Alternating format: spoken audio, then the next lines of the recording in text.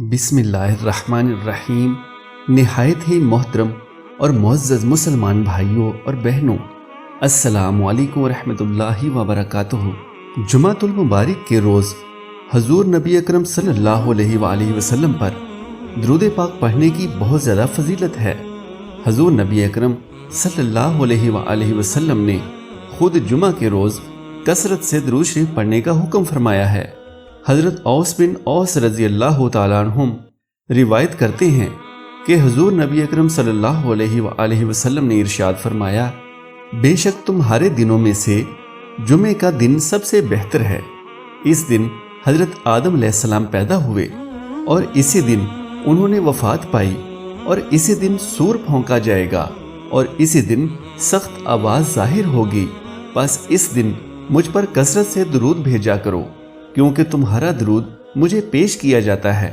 اس پر صحابہ کرام رضی اللہ عنہم نے عرض کیا، یا رسول اللہ، ہمارا درود آپ کے وصال کے بعد آپ کو کیسے پیش کیا جائے گا، جبکہ آپ کا جسد مبارک خاک میں مل چکا ہوگا؟ تو آپ صلی اللہ علیہ وآلہ وسلم نے فرمایا، بے شک اللہ عز و جل نے زمین پر انبیاء کرام کے جسموں کو کھانا یا کسی بھی قسم کا نقصان پہنچانا حرام کر دیا ہے۔ حضرت ابو درداء رضی اللہ عنہ روایت کرتے ہیں کہ حضور نبی اکرم صلی اللہ علیہ وآلہ وسلم نے فرمایا، جمعہ کے دن مجھ پر کثرت سے درود بھیجا کرو، کیونکہ اس دن ملائکہ حاضر ہوتے ہیں، اور جو شخص مجھ پر درود بھیجتا ہے اس کے درود سے فارغ ہونے سے پہلے ہی اس کا درود مجھے پیش کر دیا جاتا ہے۔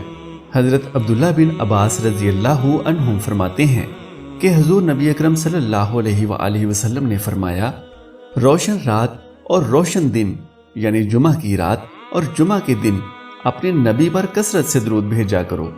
پیارے مسلمان بھائیوں اور بہنوں، ربیع الاول کے بابرکت مہینے میں ہمیں زیادہ سے زیادہ درود شریف پڑھنا چاہیے، نہ صرف جمعہ کے روز بلکہ عام دنوں میں بھی کم از کم 100 مرتبہ درود پاک پڑھنے کا معمول بنا لیں۔ انشاءاللہ عز و جل اس درود پاک کے پڑھنے کی برکت سے اللہ پاک ہم پر اپنی رحمتیں اور برکتیں نازل فرمائے گا، رزق میں فراوانی ہوگی اور تمام حاجات پوری ہوں گی۔ سبحان اللہ۔